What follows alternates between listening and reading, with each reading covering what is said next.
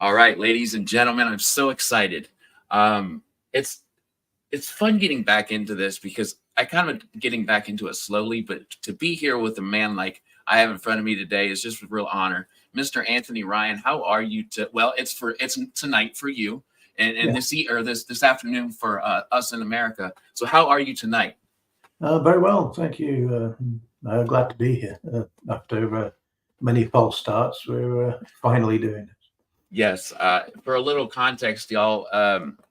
There were some things that came up, and he was a very supportive and patient person. Let me reschedule like 4 times. So just I'm really honored to be here. I hope I had these numbers right. I did a lot of counting. I triple checked. Please correct me, sir, if I'm wrong. So Anthony Ryan, you've written 24 books and counting. Um, you've been self-published and traditionally published. Yeah. You have a degree in medieval history, which I think is so cool.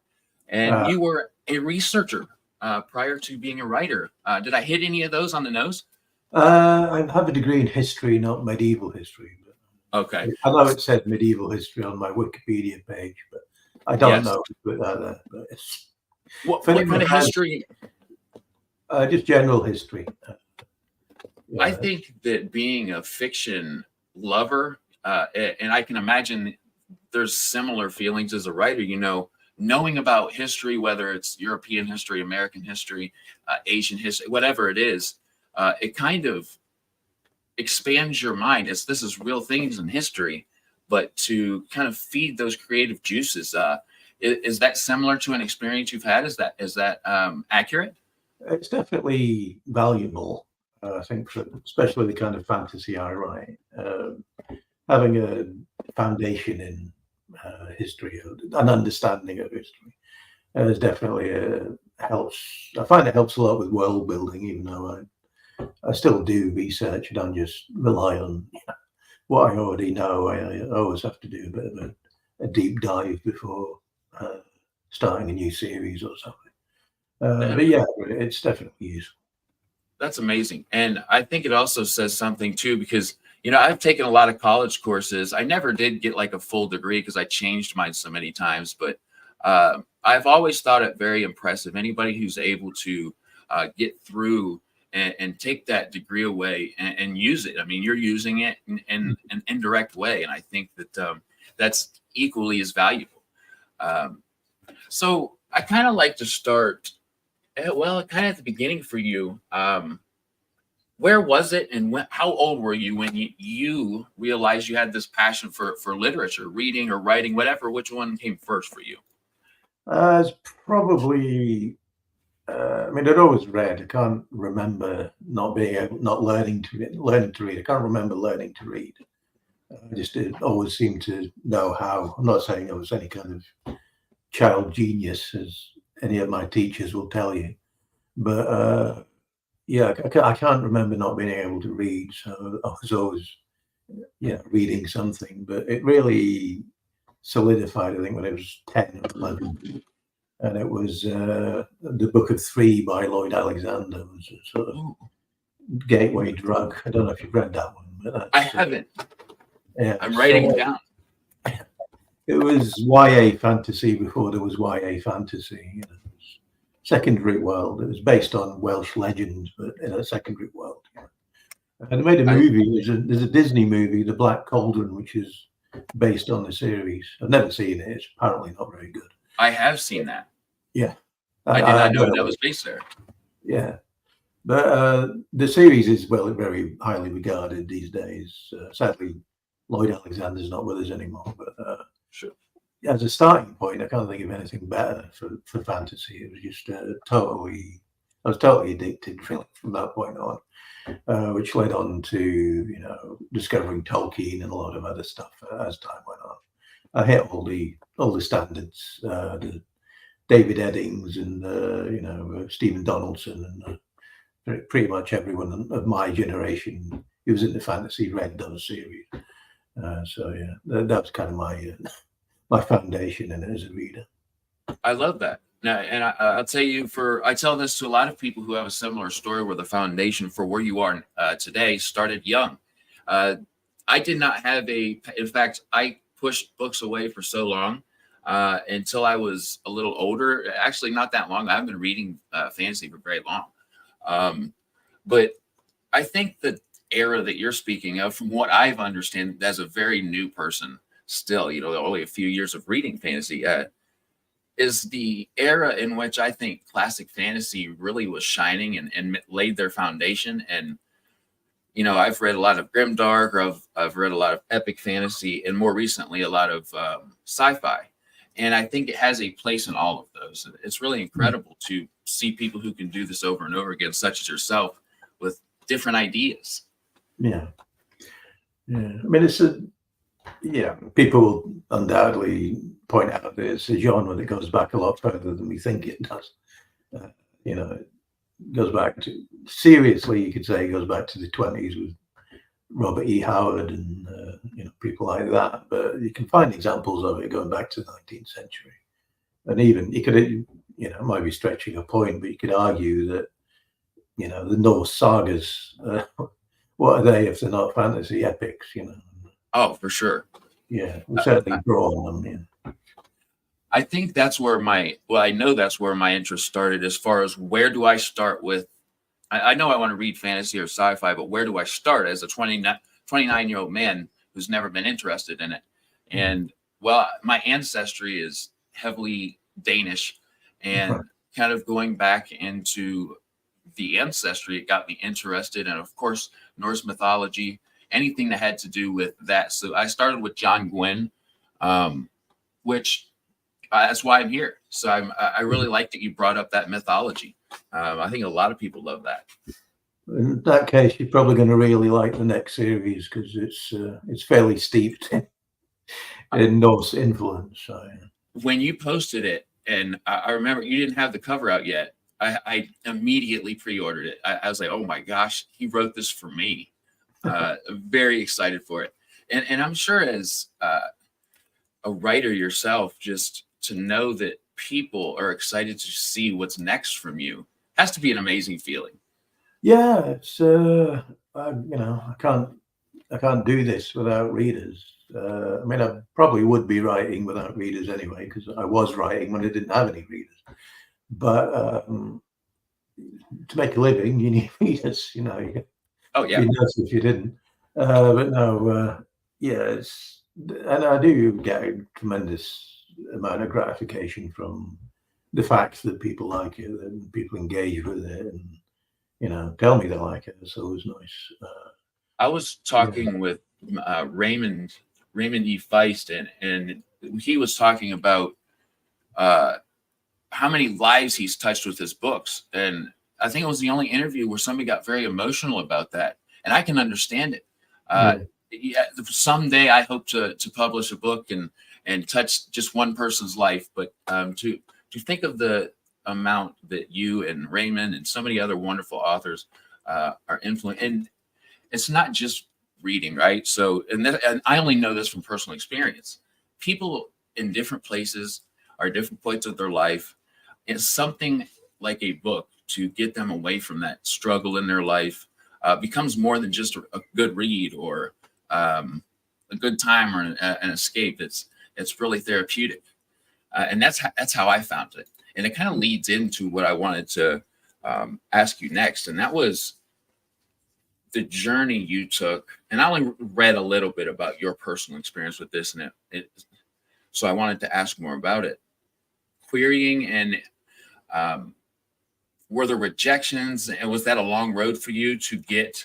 And I know you self-published Bloodsong, but to finally get that traditional publisher, and how was that? It was strange. I mean, I wrote an essay about it called "The Long Overnight," because there's this myth of the overnight success in publishing, really. Oh, I like that. The majority of people who are considered overnight successes, you take a look at their backstory, and they've actually been trying for years to get anywhere, and I certainly was. And I had all the the big stack of rejection letters and everything, because this was back in the day when they'd actually send you a letter. You had to send your manuscript in the mail in an envelope.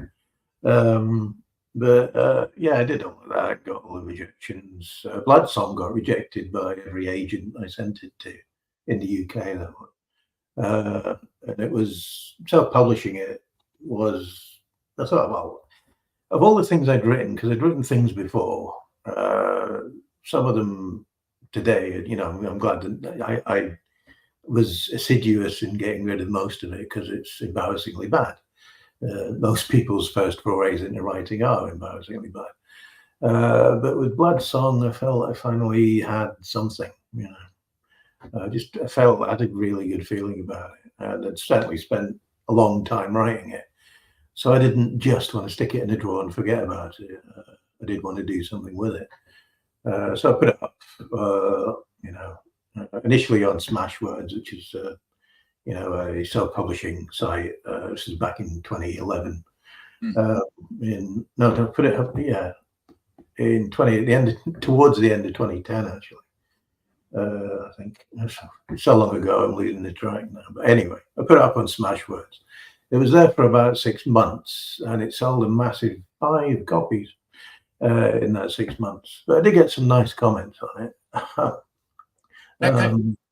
Yeah. How important are those first books? You know, that's a very common thing I hear, and I hear it so often that I know that as somebody who aspires to write, it's like, gosh, I'm going to write this first book and stress myself out about it and put all this passion into it, knowing it's not going to be what I want it to be, and then I'm going to learn from it. How important are those first stepping stones? Well, you can't avoid them. I mean, self-publishing these days is a great thing, but there's a terrible danger in it. Because, like I say, what I wrote initially was pretty bad. But if self-publishing, as it is now, had been around then, I might have been tempted to publish it. And it would have been, you know, well, nobody would have bought it, quite rightly, because it wasn't good. But with the publishing landscape now, is, you know, you do have the option. If, you know, the doors of traditional publishing have been closed to you, you have the option of at least rolling the dice with it. But even then, there's no guarantees with self-publishing. It's not like you can put great books out there. I'm sure there's probably been great books that have been self-published and still languishing away in a corner of Amazon that nobody's ever bought them. Yes. You know, I think when I did it, you were a bit more fortunate. It wasn't quite as, the Kindle store and all the other sites weren't quite as flooded as they are now. So it was probably the last era where you could put something out there, and if it was good, people would find it. These days, I'm not sure that's true. You have to advertise these days. It's a lot more difficult, I think. That was kind of my next question. You know, as you've been on both sides of the field, if you will, do you find, as a published author, do you self advertise, market, or does the publisher help a little bit? The publisher definitely does advertise and market, but you know, as any published author will tell you, you're still expected to do a fair amount yourself. I've played around with various things like Amazon ads and Facebook ads and so on. I find them, for me anyway, next to useless, or maybe I'm just not doing them right. It seems to be an expert's job, running, you know, online marketing, running those kinds of ads. You really have to know what you're doing, or otherwise you're going to waste money. I've never really learned the skill, I don't say. The SEO marketing, the search engine optimization, I've tried. I've gotten a little bit better at it because, you know, with YouTube, that's part of it.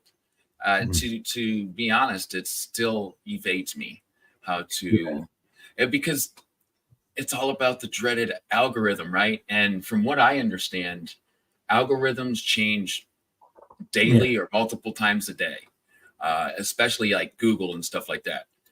Yeah. I mean, there's been people who built businesses based on the Google algorithm that they went bust overnight because Google changed one thing. Yeah. Yes. And suddenly what they were doing was worse.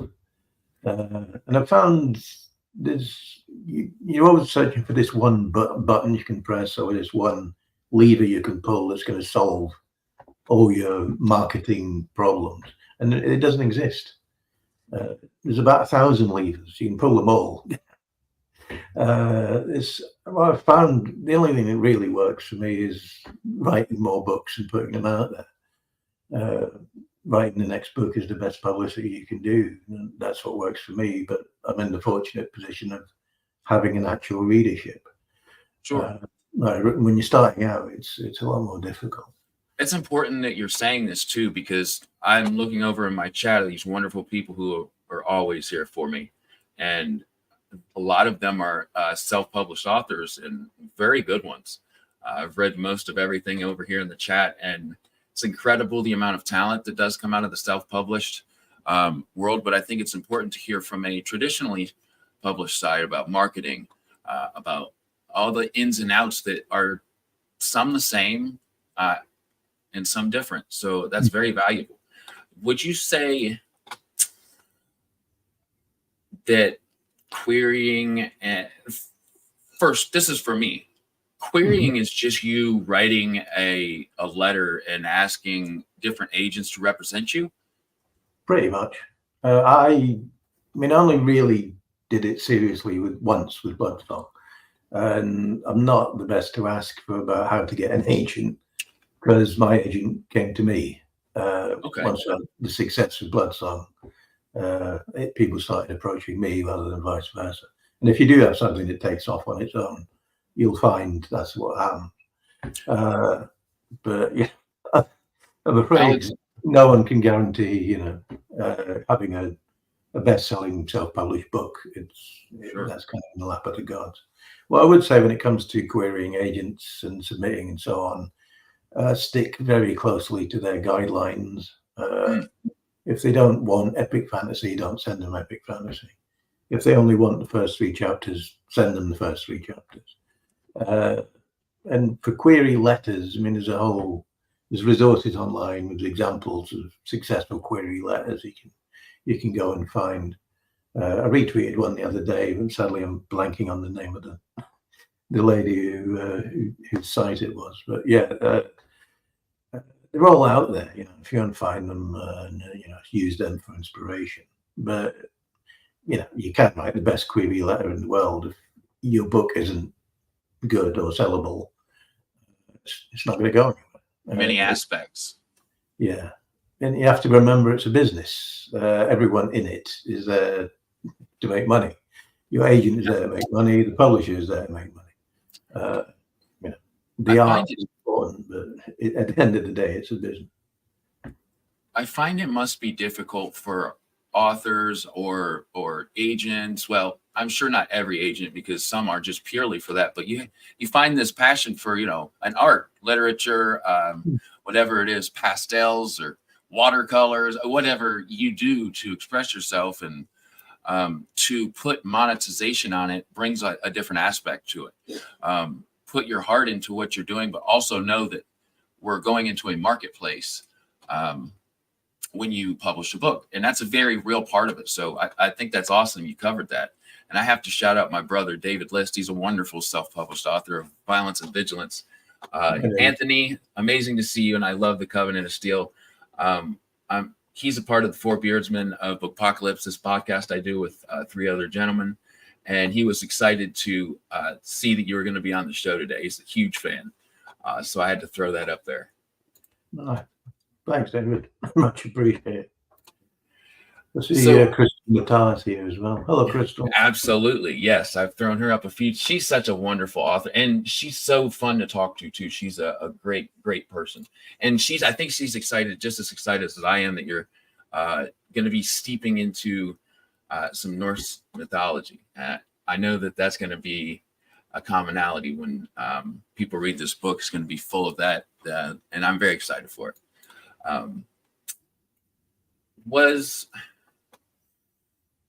One second here. Sorry, my thing do you find it hard to have a full-time writing career and juggling the everyday life? Yeah. What would you say is the hardest part of that?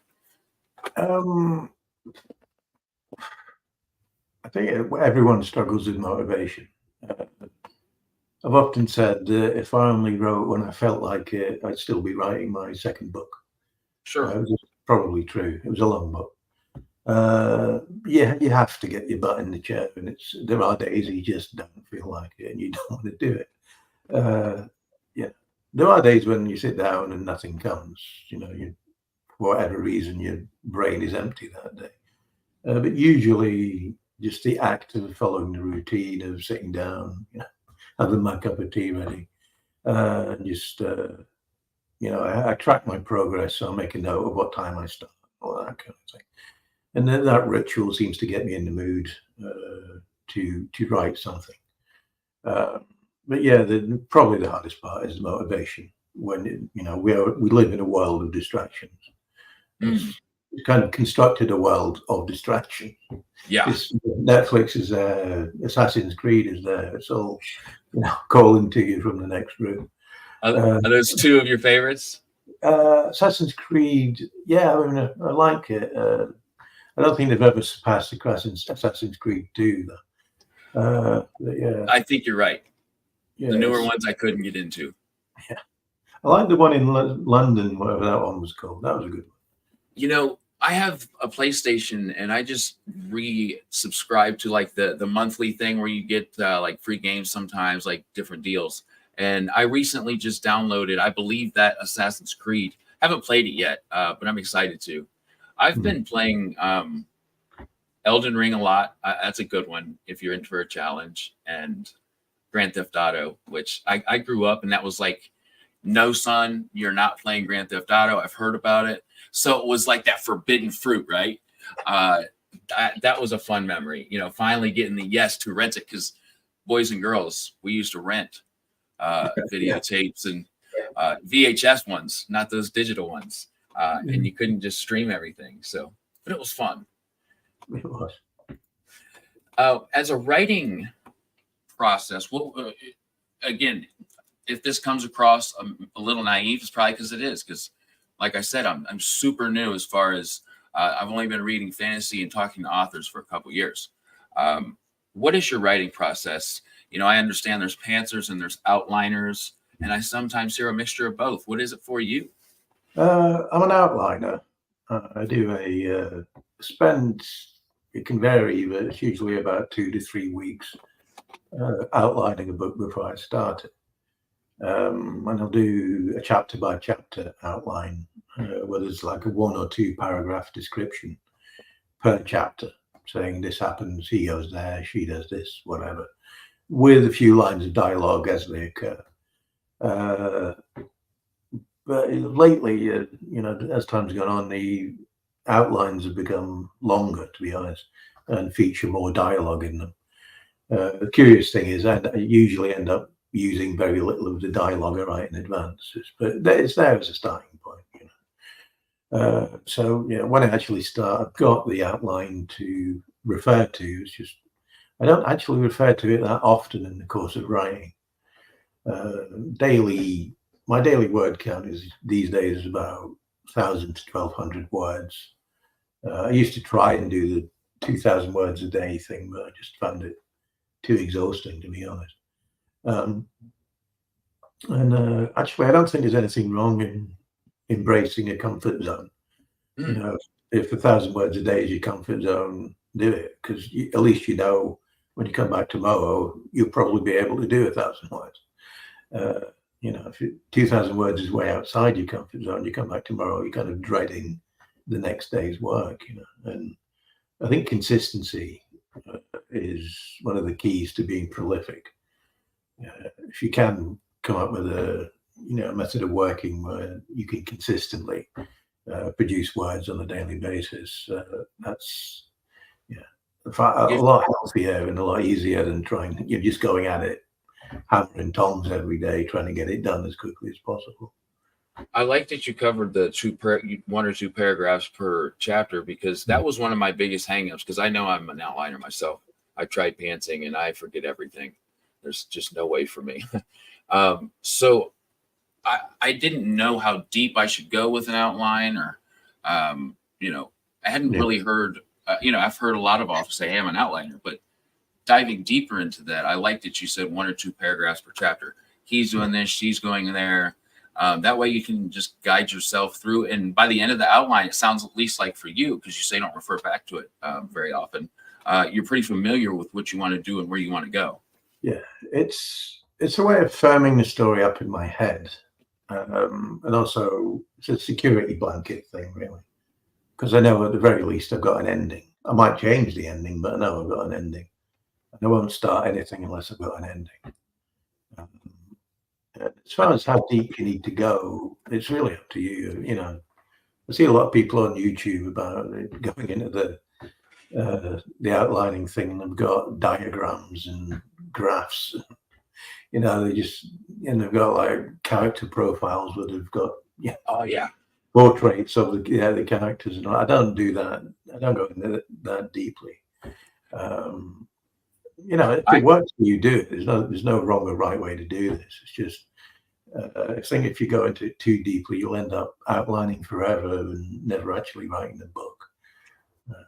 Now, I like to use Word, but actually one of my friends, DB Rook in the chat, he's another wonderful indie author. He gifted me Campfires, so basically unlimited manuscripts on Campfire. And I found that was all that I need, because I tried to do like the character profiles and I just feel exhausted. I feel like coming up and have that creative freedom while you're writing, at least for me, will be fun. That'll be the action, the fun part of it for me. Would you say that you can relate with that? You come up with maybe little quirks of the characters as you go? Yeah, I mean, I have a rough idea who the characters are before I start. One of the sort of signals that I'm ready to start is that I can hear the characters talking to each other. That's just, you know, when you can sort of hear their voices, then, you know, it's an indicator you're ready to go. But I don't really know who they are as people until I start writing properly. And also, like in the course of the narrative, they are going to change. If they're the same people at the end of a 3-book series as they were when they started, then I've done something wrong, because, you know, what's the point if they haven't changed after, you know, 500,000? What are you doing? Sure. No, that makes a lot of sense. I wanted to say that my first book of yours that I read, this is probably when I looked into starting to read, that cover is the one that struck me and has not left my head. It's an incredible cover, dude. And I think that is incredible. Who was the author that did that? I'm sorry, the illustrator. So James, I think it's James Jones. His name might be Jamie. I've never heard it spoken out loud, to be honest. But yeah, he's a famous fantasy illustrator. He's done a lot of work. I was very lucky to get him for that, actually. I can see why. It's just striking. Yeah, it's really good. And, you know, finding out the outlaw parts of this book, and of course, just starts to make sense when you look at the book or the cover. And I'm like, okay, it was awesome before I read it, but now when I look at it, it's even cooler. The coolest thing, I was so anxious to talk to you about, your new book coming out in September, A Tide of Black Steel. Mm-hmm. And that is book 1 of the Age of Wrath series. Right. A few things, if you would maybe just overview, and obviously not too much, because I think a lot of people are looking forward to it.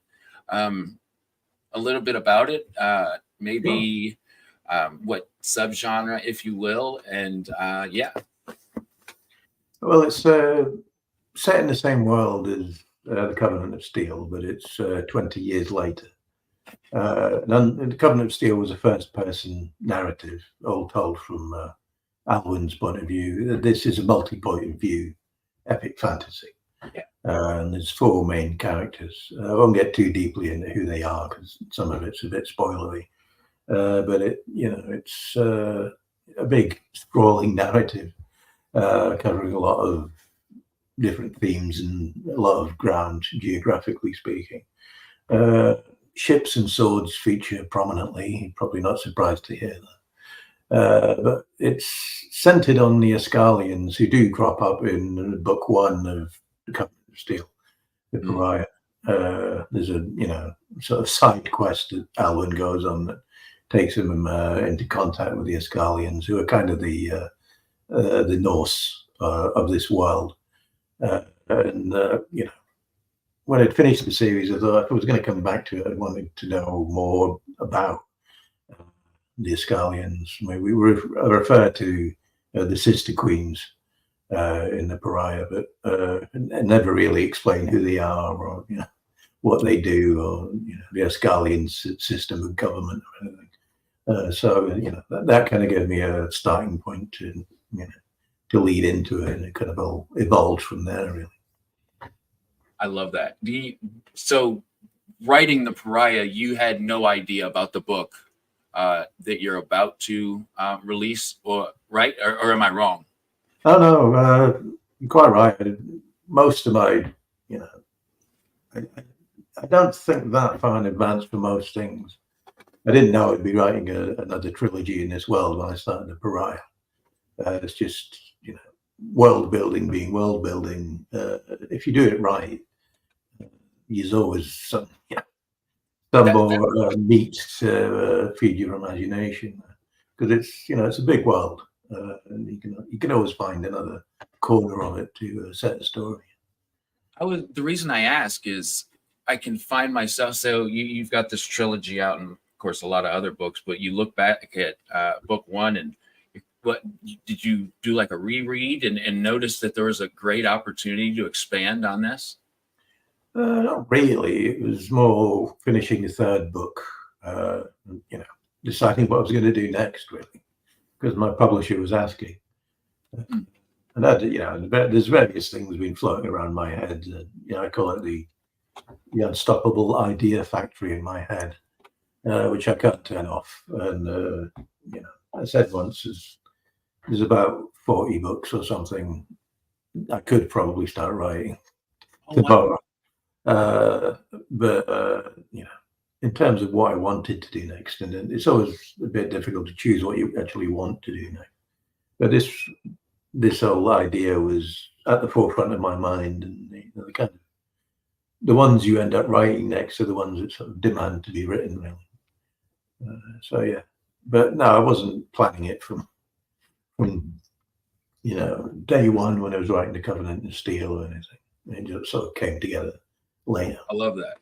So I was talking to a buddy of mine, and I was frustrated. He asked how the writing was going, and I said, I just haven't thought of or found that big idea. And I heard multiple points of view from this person. It's like, is there really a big idea, or do you just have a direction you want to go? What's your opinion on that? Do you start with a big idea or a little idea and see what it expands into? Let's kind of start with a theme. I mean, being epic fantasy and medieval set epic fantasy, conflict is always a theme. And knowing a bit about that period and so on, and how the various different wars started and so on. That gave me a hell of a lot of inspiration to draw from, especially with the Viking sort of Norse setting. That for a long time they were constantly at war with everybody, so there's a lot to choose from. But in terms of the big idea, I think you might benefit from actually going small rather than big.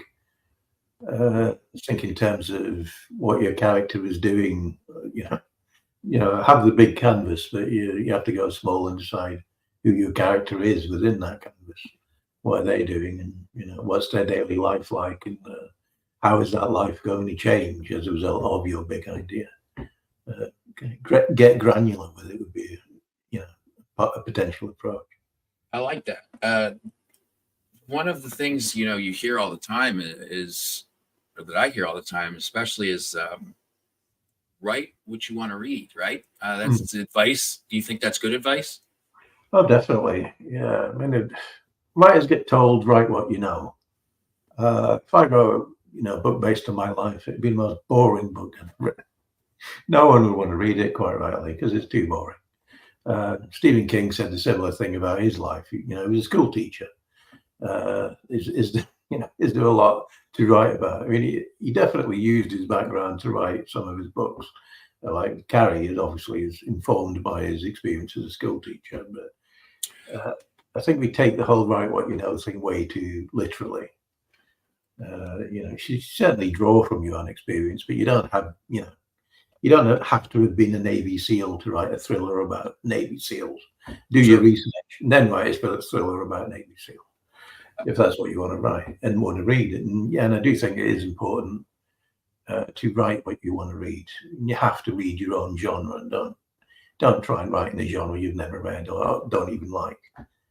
I think the biggest reason I asked that was because if I write what I love to read, it's going to be very familiar with, familiar tropes. I love a good tavern and mead party. The musician or the gleeman, whatever it is in the story that you're writing, is it's my favorite part. So far, I'm a huge epic fantasy lover. I like dark fantasy, but I love epic fantasy. And I wouldn't be wary of the tropes. I mean, a lot of people say, "Oh, tropes is a cliche, it's stereotypical or whatever." But a lot of readers are reading for the tropes, and it's at the end of the day is what George R. Martin called the furniture. In sci-fi, it's spaceships. In epic fantasy, it's horses and swords. But it's the furniture. There's nothing wrong with paying homage to the tropes and so on, as long as your story is original. That's the main thing. I often suggest fantasy books to, I'll read one. Oh, it's so good, to my wife, and she's like, "Is it like knights and swords and horses?" And I'm like, "Yeah." She knows that, not even being a reader of fantasy, it's funny how familiar people are with it. And that's exactly how mine would be. And I think that's an area where I think a lot of people would still love to read. Like, there's so much of it out there, which is why it scares me to go down that road. But it's what I know at the same time. Crystal says, "I totally agree. It's usually those granular ideas that get me so obsessed with an idea that I have to write it because I can't stop thinking about it." Yeah. Jeff says, "I woke up." Make sure this context is for this. Sorry, buddy. Okay, so I think that's cool. Thank you for sharing that experience. "I woke up in the middle of the night with a full-formed image of a book cover in my head. I'm obsessed with telling that story. Someday I hope I get to." That's such a cool place to be, Jeff. Yeah. Thank you for sharing that, buddy. A Tide of Black Steel. The epic fantasy is what you would say, the over-encompassing. Norse-inspired epic fantasy. And as far as, is it a chunker? Is it going to be a big book? These days, I think we've slipped below the 200,000 word mark. For a long time, all my books are over 200,000 words. These days, it tends to be in the 180,000 words sort of range, which is still plenty. Still a nice sized book. Yeah. Well, sure. And it wasn't like it was a conscious thing I was trying to do or anything. It just seems to be I write shorter these days. Not by much, but by a bit. Yeah. Well, that makes sense. I mean, somebody has a craft. Now they do this craft for a living. They're honing it every day. You're tightening up your craft. And I think that makes perfect sense. Yeah, I'd like to think so. Absolutely. So excited, very excited for that release. And like I said, when I saw you, before even the cover was out, I was just obsessed with the idea. So today, you're obviously a busy man. You write a lot. Do you find time to still read? And if so, who are some current authors that you enjoy reading nowadays? Oh God, put me on the spot now.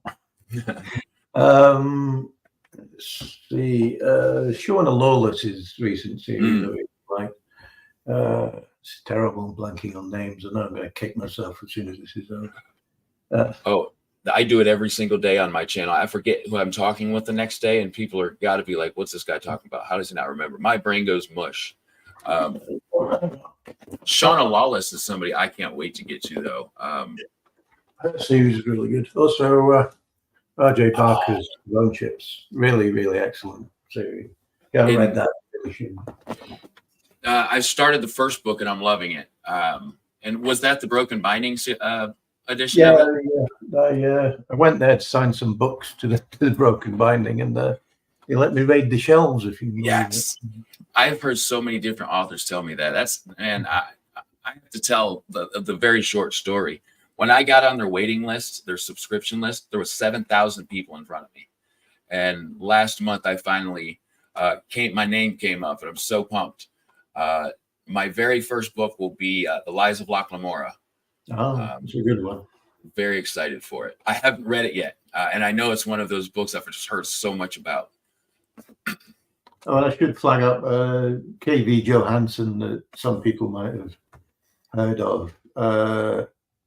Terribly, I'm blanking on the name of her new duology, but I got sent an arc of the first one. I have to say it's the best fantasy novel I've read for quite a while. What was the name again? K.V. Johansson. K.V. Johansson. Oh, what a compliment from Anthony Ryan. That must feel wonderful, KV, when you see this. I'm definitely going to tag you. That's a great line to hear from Mr. Anthony Ryan himself. That's it. So is it an epic fantasy? Yeah, it's I put it more in the vein of dark fantasy. Okay. It's sort of in the range for epic fantasy in terms of word length, but it doesn't follow the usual format. It's got a kind of flashback structure to it. But the tropes are all there, battles and magic and so on. But it's very dark and very complex. But brilliantly written, I have to say. Just loved it. It's now on my TBR. I'm very excited for that. It's cool because there's this ocean of authors and books, which makes it hard to remember a lot of them in particular. But I don't think that my TBR will ever cease to just stand still. No, it's the same for me. Then it just keeps piling up. You'll never. I'll pop off this mortal coil with books unread and unwritten. It's just the way of things. My wife's like, "You have all these books and you haven't read them all." I'm like, "Yeah, and I made up the excuse. I'm like, yes. So when I'm gone, my kids will inherit my TBR. It's just an ongoing thing, right? So it's fun. Books are fun to collect and fun to look at and feel. They're just a different. I don't know. There's something about a new book that just in more than one of the senses enjoys. The smell of a library, right? The feel of the pages. All of that is wonderful, and I think it goes into especially my personal love for the literature. So, what are you currently working on? I'm currently working on book 2 of The Age of Wrath. Don't have a finalized title for it yet. Sure. These days, there's always a back and forth with my editor about titles. I'm batting like 1 in 3 titles tend to be mine. The rest my publisher comes up with, and we kick it back and forth. So I don't know what the title will be yet, but I'm 130,000 words into it. So wow, should be finished in about a month or 2. I hope. So the release of how many is it going to be a trilogy? Yeah. So the release of those 3 books shouldn't be super far apart then. No, luckily I've kept to an annual schedule for all my series so far. So yeah, hopefully this one won't be any different. Which is impressive by itself, and that kind of goes back to what you were saying, discipline and getting the juices flowing on a consistent basis. I like what Crystal said. The best thing about books is that inspiration never expires. Put it in the books, guys. That was straight from Crystal right there. Wonderful quote. N.J. Alexander, another wonderful self-published author. My future kids are going to get my TBR pile as their inheritance, and they will like it. Dang it. I get it, man. It's inevitable. And I'm trying. My kids are very young. I have 4 children, 5, 3, 1, and 7 months. And, I don't push books on them at all. But I hope that they enjoy it at least half as much as I do, because I want to read my oldest, all of my kids, The Hobbit, especially. Yeah. I haven't read The Hobbit myself because of that. I want that to be like a first time thing with the kids. So that I can relate, NJ. Are you doing, do you do a lot of conventions? I know some authors do, some authors don't.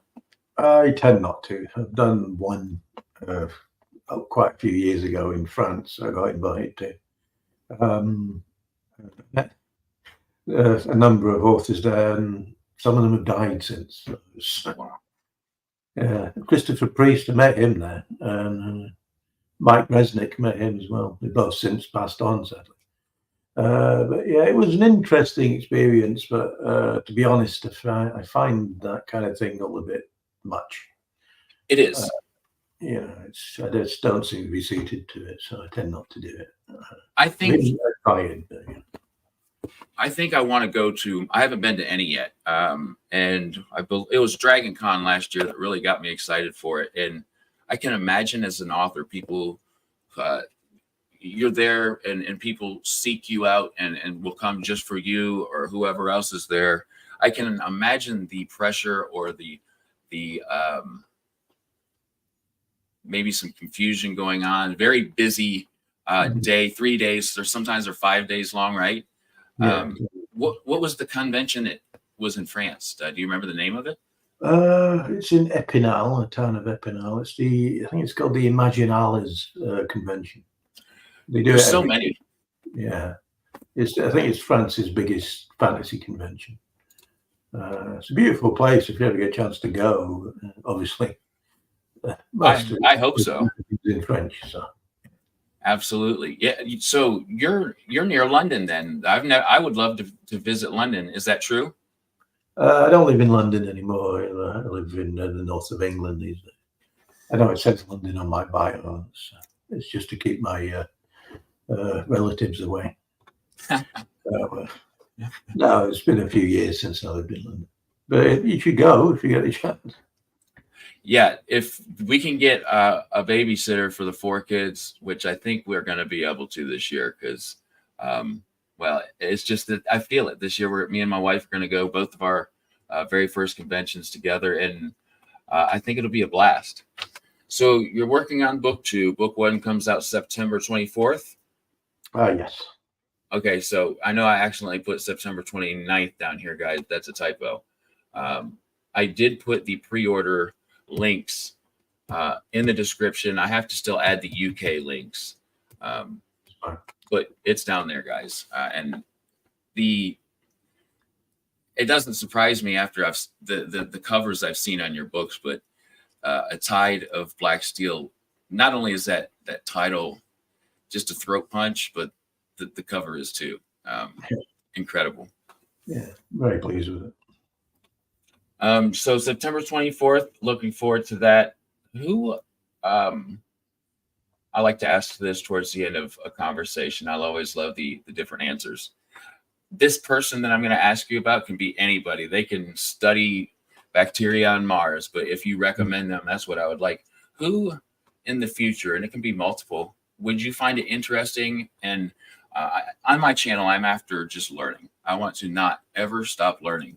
Who are a few people, or 1 or 2, however many you'd like to list, that you would recommend I chat with on the channel?